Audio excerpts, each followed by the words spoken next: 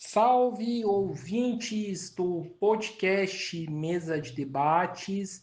Aqui quem está falando é o Guilherme e vamos para mais um programa esportivo do podcast Mesa de Debates, aonde nesta semana trataremos aí de uma notícia específica, né, da Fórmula 1, né, um rumor, né, digamos assim, envolvendo Felipe Drugovich, mas também falaremos bastante de futebol, né? Falaremos aí das notícias da última semana, né? E falando em futebol, né? Infelizmente, poderia começar falando aqui, né, sobre o desempenho do São José nessa semana, aonde ganhou, né, do Linense e empatou com o Ituano. Poderia falar aqui da primeira vitória do Brasil de Pelotas, que ganhou hoje, né, mais cedo, do time aí do Esporte Clube São José, não confundir com o São José daqui de São Paulo. Poderia falar aí, né, do desempenho do São Paulo, né, e algumas notícias, né, que, né, envolvendo aí o tricolor paulista. Poderia, né, falar, né, do Neymar, né, e de algumas questões envolvendo, né, o retorno aí do jogador do Santos. E, né, de um modo ou outro, vamos falar disso nesse programa, né?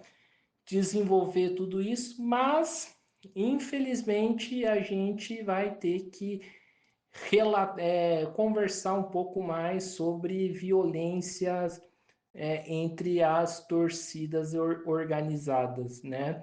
E dessa vez, né, envolvendo o Recife, Pernambuco, e o bicho infelizmente pegou, né, entre as duas organizadas, né, uma do Santa Cruz, a chamada Inferno Coral, e também a torcida jovem do Leão, ou a torcida Força Jovem, né, do Esporte Recife.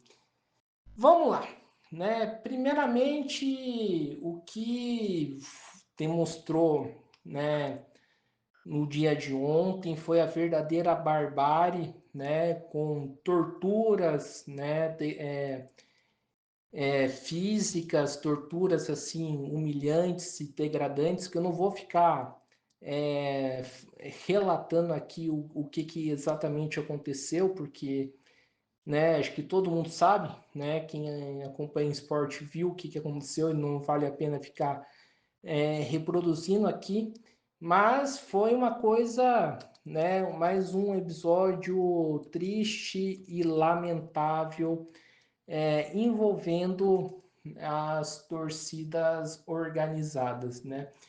E mostra um pouco para mim, né, como que a sociedade, né, de um modo geral, isso tem explicações para além, né, do mundo do futebol, embora tenha elementos que estão relacionados aí, né, com o mundo do futebol, de que como que a vida humana, como que a vida, né, o próximo acabou sendo banalizada, acabou, né, a gente, né, tá, né, muito brutalizado, né, por esse sistema.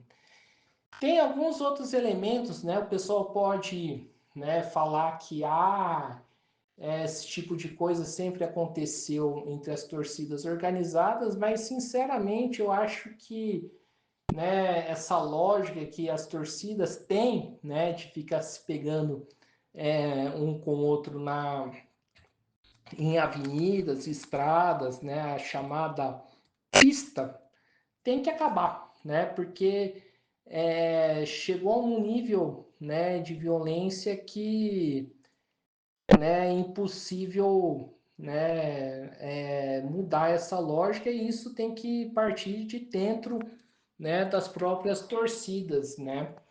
Então tem que, né, minha opinião pessoal tem que acabar, né, porque o cara em Pernambuco que torce por esporte não é inimigo do cara que torce pro Santa Cruz.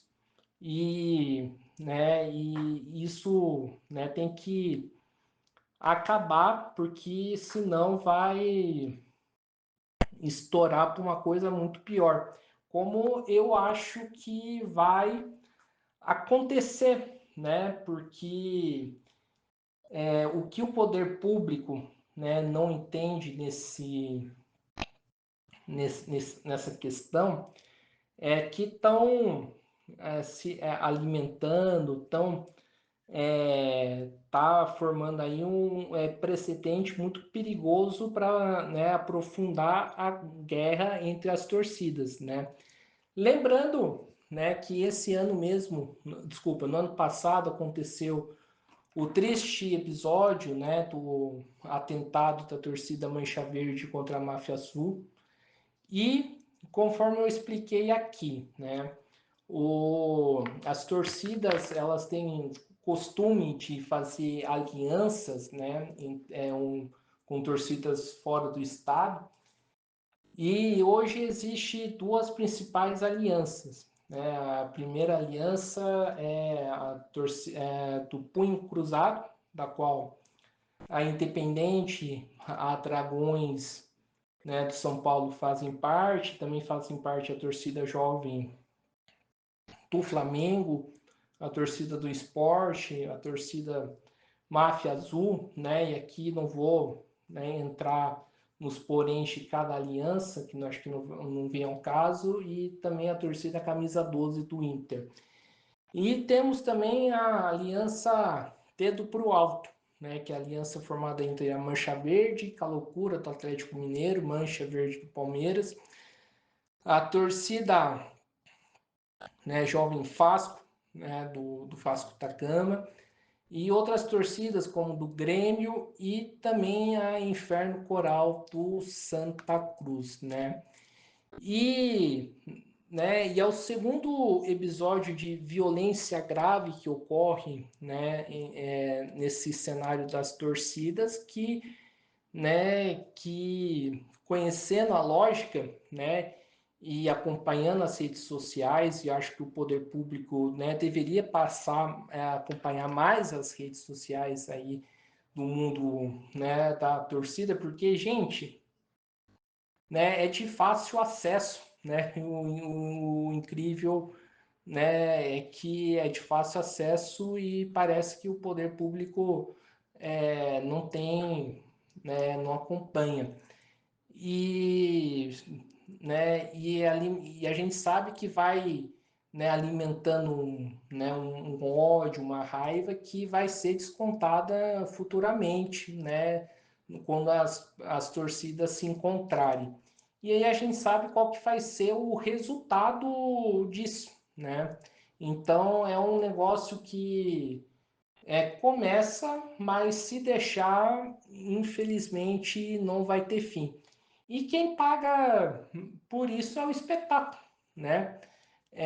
A primeira ação que a Federação Pernambucana de Futebol adotou é de impor torcida única nos clássicos de Pernambuco, né?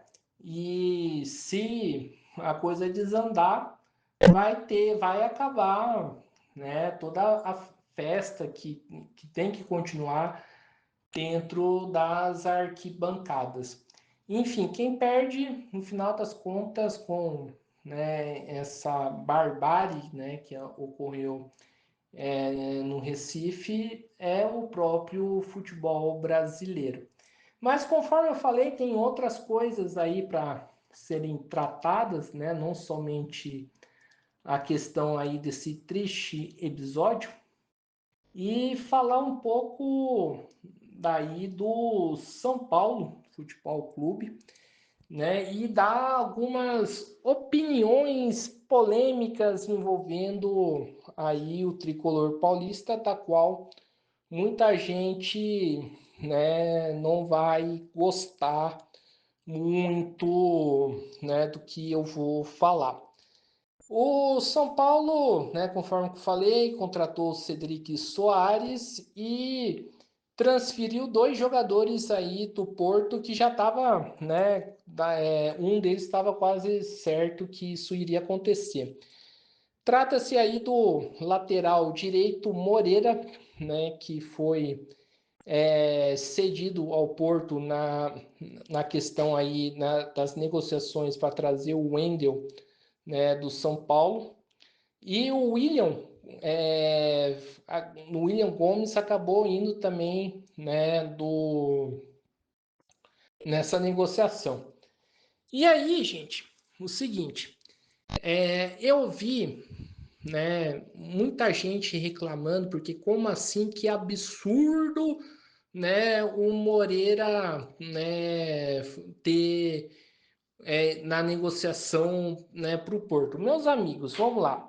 O Mesa de Debates, ele é um canal independente, e quando a gente fala que é um canal independente, não é um canal independente somente da política também, mas sim, né, independente, né, das direções do clube. Tanto é que eu não conheço, né, o Júlio Casares, também não conheço ninguém, né, do time de São José e também do Brasil de Pelotas.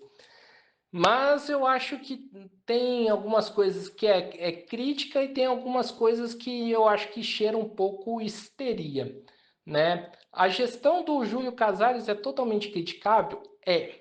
Mas existe a crítica e existe a histeria.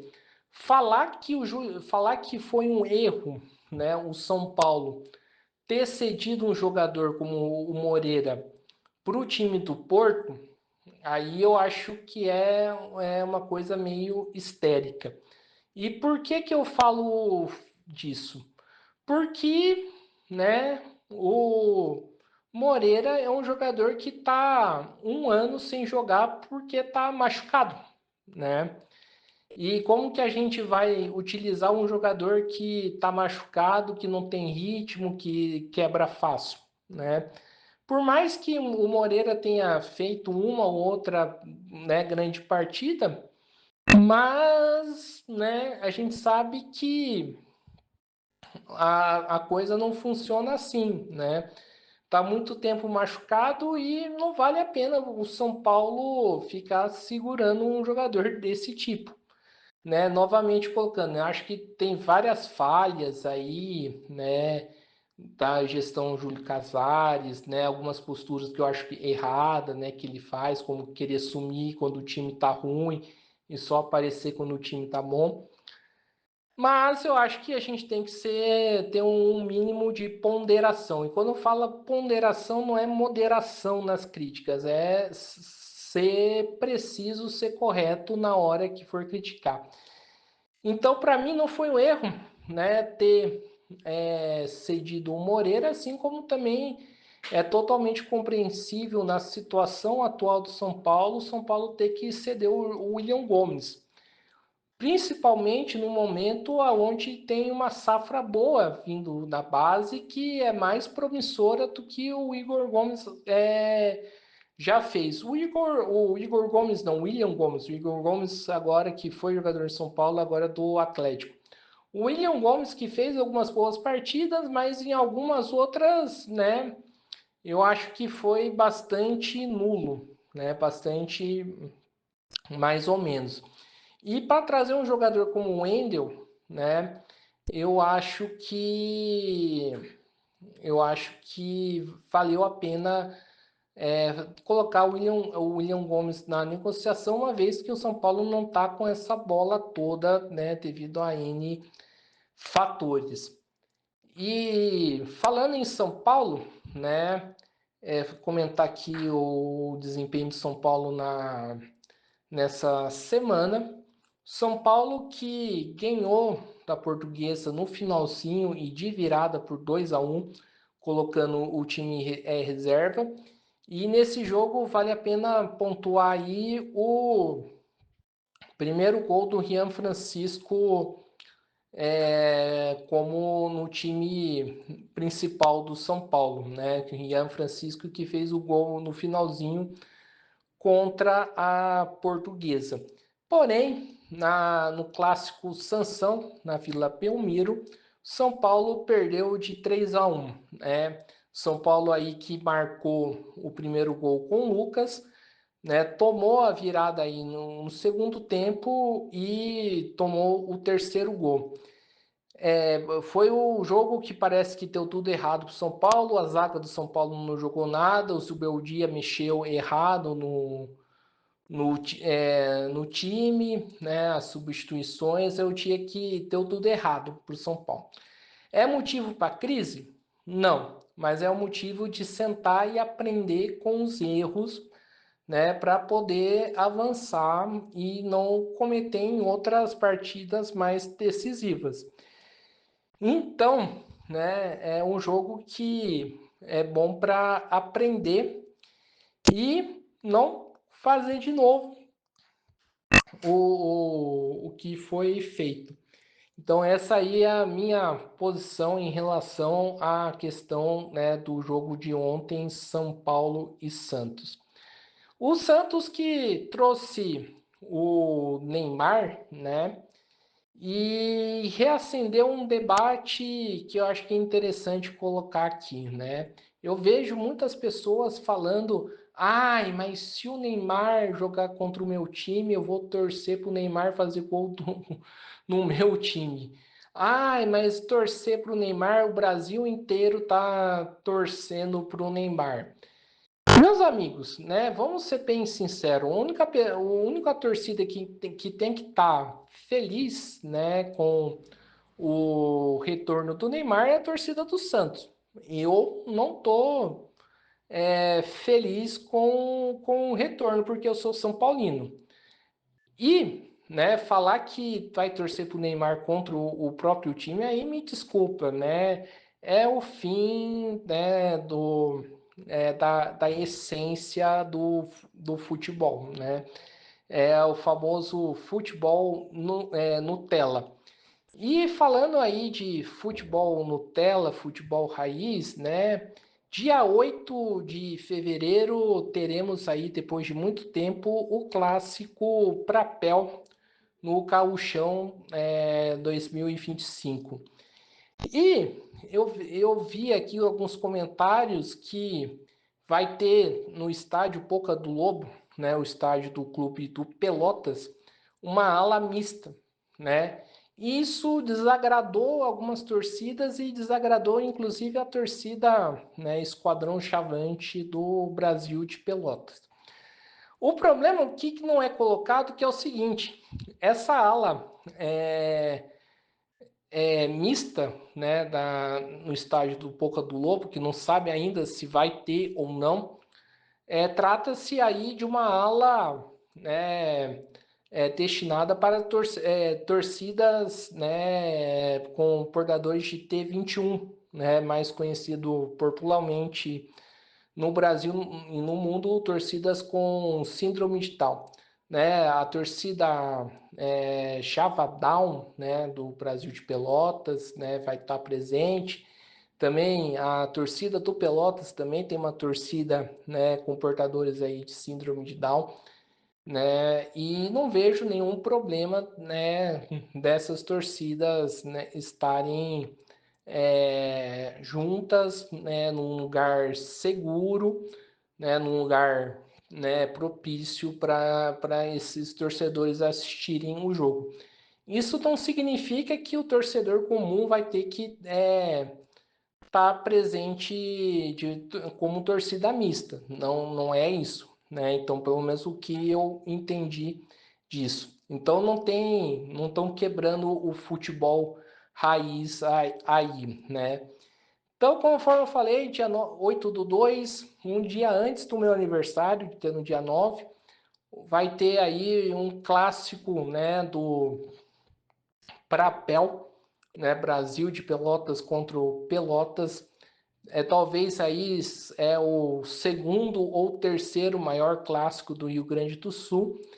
E, claro, vou querer ver o jogo, né, que vai rolar aí no estádio Boca do Lobo, né, no estádio do Pelotas. Esperamos que ocorra tudo bem, né, no clássico para que a festa continue é, em outros momentos também.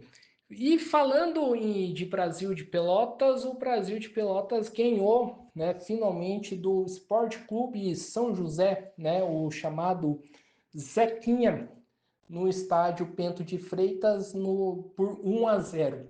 O gol foi feito aí no finalzinho do jogo, aos 41 minutos do segundo tempo, né, garantindo aí a primeira vitória e o primeiro gol, né, o primeiro gol não, e a primeira vitória do Brasil de Pelotas. O Brasil de Pelotas que, né, teve uma semana bastante difícil, porque, né, veio aí por 2 empates, o primeiro empate contra o Grêmio no Bento de Freitas e o segundo contra o Guarani, e perdeu para o Caxias por 4-2. O jogo aí que aconteceu em Caxias, o Brasil de Pelotas saiu perdendo, virou o jogo, mas no segundo tempo deu aquele famoso apagão e o Caxias conseguiu, né, reverter o placar ganhando o jogo. Porém, né, com essa vitória do Brasil de Pelotas para cima do time do São José Gaúcho, garantiu ter um fôlego aí para o time, né, do Chavante. E fazendo assim, o Brasil de Pelotas está no segundo lugar, né, do seu grupo. Aqui vale a pena destacar também que, né, é totalmente inadmissível para os times pequenos essa tabela do gauchão, né? Tabela essa que tá poucos jogos, né, para os times gaúcho de pequeno porte, como o Brasil de Pelotas e até mesmo Pelotas, jogarem, né?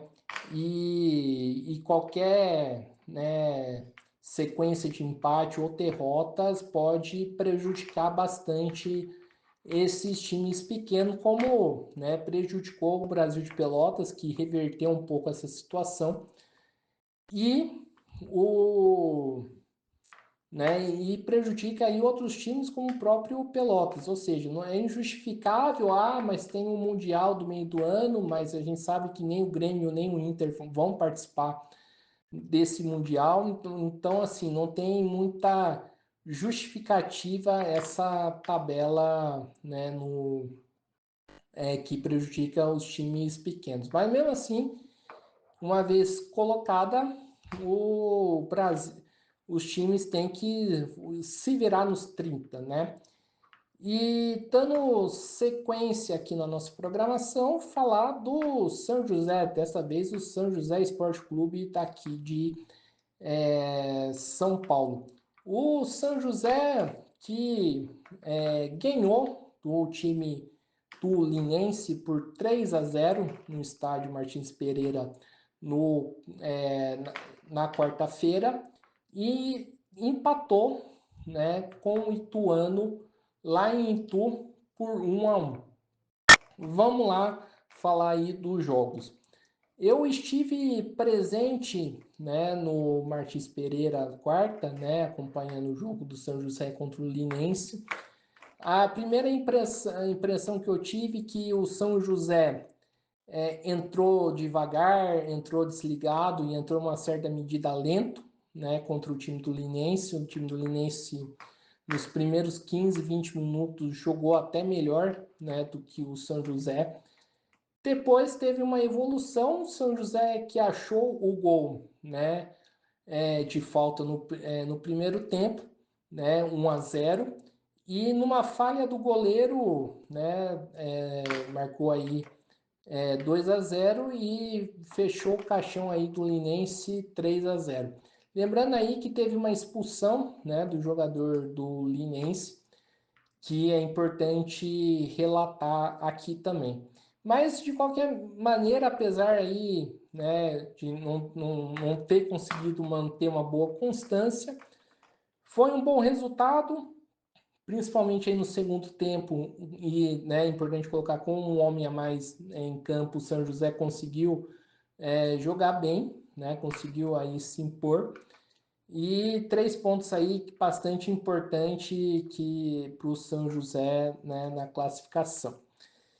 E falar aí do resultado, né, contra o Ituano em Itu. Para mim, né, eu vi, né, na CBN, né, falando que o São José não consegue emplacar um número de vitórias. Para mim, esse resultado do São José contra o Itu foi maravilhoso, né? Porque se a gente for pensar aqui, né, que o Ituano estava jogando a Série B do Brasileirão no ano passado, embora tenha sido rebaixado, e foi um dos times que foi rebaixado no Paulistão, né, no ano passado, né, levando em fato essas duas considerações, o São José, que é um time que, né, tem tido pouca expressão nacional, né, embora tivesse participado aí do torneio da Série D do Brasileirão no ano passado, o São José saiu do lucro, né, porque, sinceramente, eu considero o Ituano e o Ferroviária como os dois grandes favoritos a subir. O Ferroviário, que é importante colocar, que perdeu, né, na Rua Javari para o Juventus, né, por 3-2. Então foi um bom resultado. O São José que volta em campo no Marques Pereira contra o time de Votuporanga, o Votuporanguense, né? E né, esperamos aí que tenhamos um bom jogo, né, no Martins Pereira. Falando aí dos outros times, o Taubaté ganhou do São Bento hoje por 1-0 e né, temos aí algumas mudanças em relação ao time do Atlético Joseense, Clube Atlético Joseense. O CAGE, né, o Joseense, o Tigre do Vale, vai mudar o mando de campo, né? O Joseense que tem o costume de, assim como o São José, jogar os seus jogos no Martins Pereira, vai, né, jogar o jogo, né, no Joaquinzão, ou seja, então jogos, né, do Joseense vão ser em Taubaté, no estádio Joaquinzão. Né, surgiu aqui algumas umas coisas que eu vi na internet, que o São José prejudica o joseense e tudo mais, criando uma rivalidade que para mim não existe, né? Porque o joseense não tem torcida, não tem renda, claro, aí, né, claro que seria justo, né, se o time tivesse um estádio ou tivesse um estádio público para todos jogarem. Né, isso seria o mais justo aqui em São José dos Campos. Porém, né, em contrapartida, o Joseense não tem torcida. O Joseense não leva torcida no Martins Pereira, diferente do time do São José. Então, né, é compreensível que o Joseense mude o mando de campo, né? Porque jogar no Martins Pereira acaba trazendo mais prejuízo do que lucro, né, para o time aí do Joseense.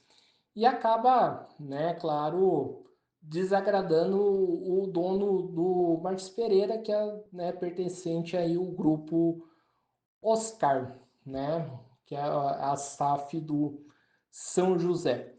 E dando, né, sequência aqui na nossa programação, o Flamengo foi campeão da Supercopa do Brasil. Jogou aí no Mangueirão, né, e ganhou de 3-1 do Botafogo, com destaque aí do Bruno Henrique. O destaque também fica para a chuva que paralisou um bom momento a partida, né? Fica também aí vale a pena apontar também, a chuva paralisou, né, bastante a partida logo no começo, o Flamengo estava ganhando por 1-0, logo depois do recomeço o Bruno Henrique marcou mais um gol, o Luiz Araújo fez o terceiro e o Patrick de Paula descontou aí para o Botafogo. Então, o Flamengo, novo campeão da Supercopa, né? Ano passado foi o São Paulo que recebeu o título, agora é a vez do Flamengo. E falar um pouco, sair um pouco do futebol e falar da Fórmula 1. Surgiu rumores, né, inclusive em sites grandes aí do automobilismo, de que talvez Felipe Drugovich seria piloto, né, da reserva, piloto de testes da Sauber, né? A Sauber que já tem tem um brasileiro aí na sua dupla, né, que é o Gabriel Portoleto, que vai fazer dupla com o Nico Hülkenberg.